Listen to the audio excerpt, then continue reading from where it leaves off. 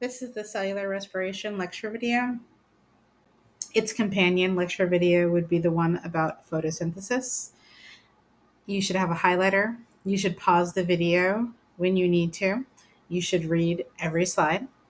And if I highlight something, you should probably highlight something. But you can also highlight and mark up your notes to make them useful to you. There's a slight change on the learning objectives.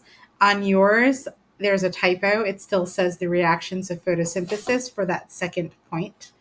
The first point is still the same. You need to understand the ADP, ATP energy molecule model, especially that chargeable, partially charged versus fully charged battery analogy. You are also going to be responsible for the inputs and the outputs of cellular respiration, what they are called, where they happen, and how many ATP are yielded. Finally, you are also going to now be able to explain the interdependence or relationship between photosynthesis and cellular respiration. So, looking at this diagram, what kinds of connections can you make? You should look at both of the chemical equations. You should look at the inputs and the outputs. So pay attention to what is going into a chloroplast and what is coming out of a chloroplast.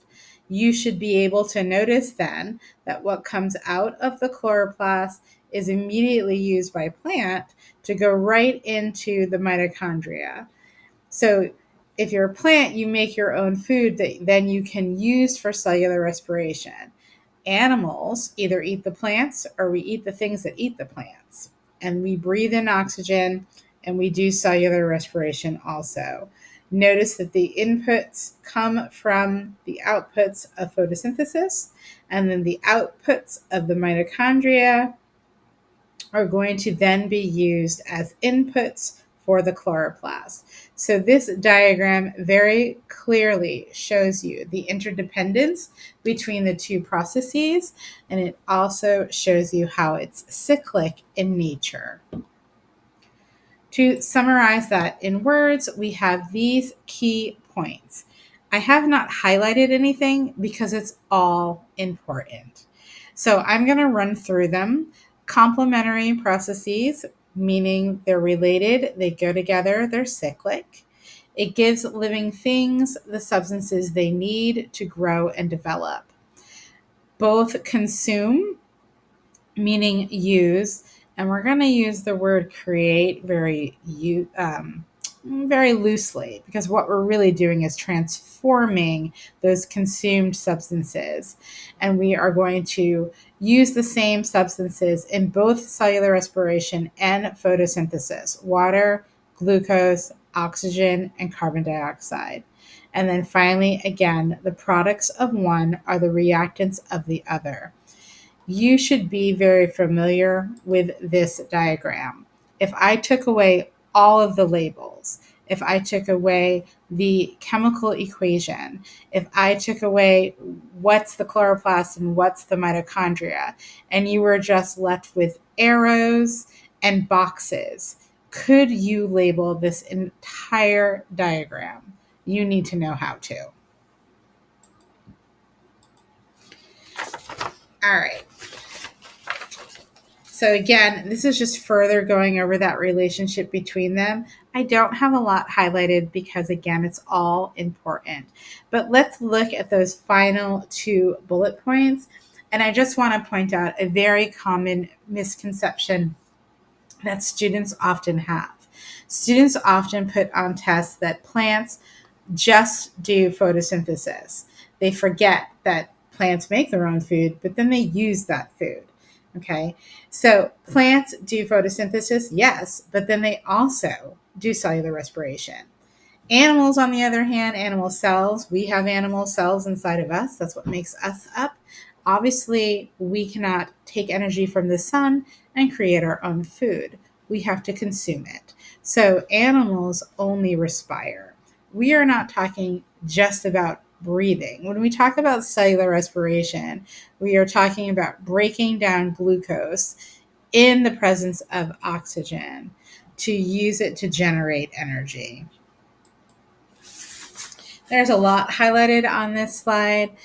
You should probably also highlight up here on the top, you are responsible for knowing the equation and in symbols and also in words. And by now, you should recognize that this is the chemical equation for photosynthesis, but in reverse. So we are going to breathe in oxygen, we are going to consume food, and in the mitochondria, through cellular respiration, we are going to yield, that's the arrow, we are going to breathe out carbon dioxide, we are going to expel water. When we breathe, we expel water too. And we are also going to release that energy. I'm going to let you read through what food does for us. Obviously, we use food for energy, but we also use food to provide those raw materials to build other things that we need. You wouldn't be able to grow if you didn't consume food and we didn't use cellular respiration.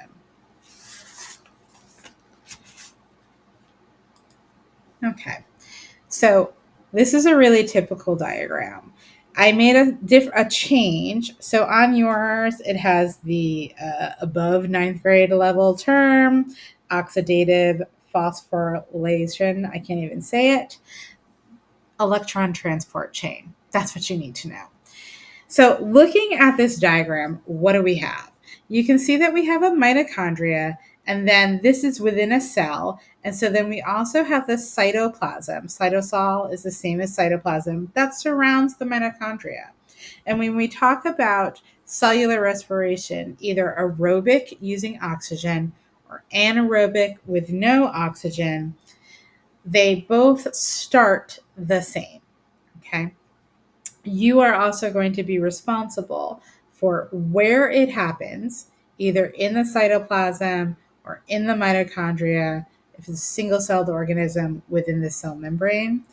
And you are going to be responsible for the name of the process, and you are going to be responsible for the net number of ATP.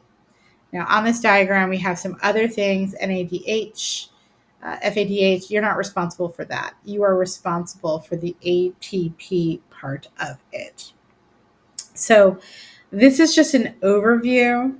You also have a table filled out for you that you're going to have to memorize it. Okay.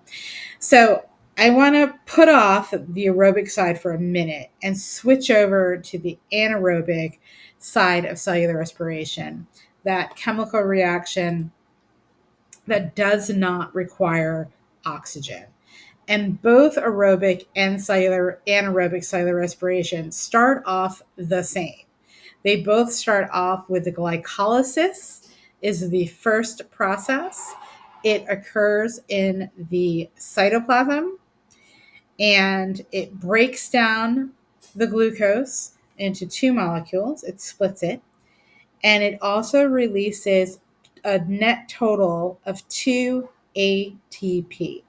So on your test, if you're asked a question about anaerobic cellular respiration, you need to know that it's glycolysis is where it starts. That's where fermentation starts.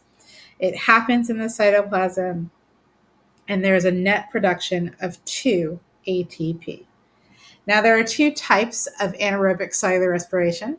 There's alcoholic fermentation, which yields ethanol. Okay, this is what single-celled organisms do, like yeast. This is how we get bread, but this is also how we get alcohol. And then the second kind, which is what animal cells do, we experience this when we did our lab, when we do the clothespin lab, but or when you're running, something like that. So lactic acid fermentation yields that lactic acid, which causes that burn and that cramping. Okay. So anaerobic cellular respiration, no oxygen required, yields 2 ATP. Those come from glycolysis, which happens in the cytoplasm. Aerobic respiration has 3 steps. It starts out the same as anaerobic respiration. It starts out with glycolysis. So we're still doing the exact same thing. We're breaking down one molecule of glucose, we're splitting it, and we are getting a net yield of 2 ATP. Next up is the Krebs cycle. The Krebs cycle is also called the citric acid cycle. It's going to break down those products from glycolysis further, and this is where we get carbon dioxide and an additional 2 ATP. But aerobic respiration, aerobic literally means air. Okay. So aerobic respiration really wants to talk about what's going on with the oxygen. The oxygen field feeds the third part of aerobic respiration, which is the electron transport chain. And this is where the vast majority of your net ATP are going to come from. In eukaryotes, animal cells, we are animals. This occurs in the mitochondria. In prokaryotes, single-celled organisms, they don't have mitochondria, so this is going to happen right across the cell membrane. Okay? So in the electron transport chain, we are going to get, it varies, 32 to upwards of 38 ATP. Okay? It varies the time of day, it varies your age, your stage of development, your level of activity. So I could eat something today and I could breathe in oxygen and yield 32 ATP, and tomorrow I could yield 36 ATP. It varies. I am going to go back to the picture for just 1 second. So if I took this picture and I took away the labels, you would have to be able to tell me that this is the cytoplasm, this is the mitochondria. You would have to be able to tell me that glycolysis is the first stage, yields 2 net. The Krebs cycle is this stage. It is going to also yield 2 NRCO2. And the electron transport chain is going to yield the vast majority of the ATP and also water. Very common diagram. Okay. I skipped a slide real quick. Sorry, let me go back. I'm just going to let you go ahead and highlight what I highlighted, and then you can read that slide on your own. I'm not going to read it to you. Okay. This is a little hard to see on your paper, but it's the same one as the one that shows you the mitochondria. It's just showing you the net ATP and where they pop out of. You have some extra information here, the NADH, the FADH. Again, you're not responsible for that information. You need to worry about the net ATP. Here's a comparison of anaerobic versus aerobic respiration. I have circled a couple of things. So I have circled the word cytosol, which again means cytoplasm, and I have circled the word mitochondrial matrix. That's a really fancy way of saying mitochondria over here. So you can see that both of these processes start with a glucose molecule. It undergoes glycolysis. It means literally to split glucose. That's what that word means. Okay. So it splits the glucose and it yields those 2 ATP. And then you can go along the anaerobic track through fermentation or the aerobic track with the Krebs cycle and electron transport chain.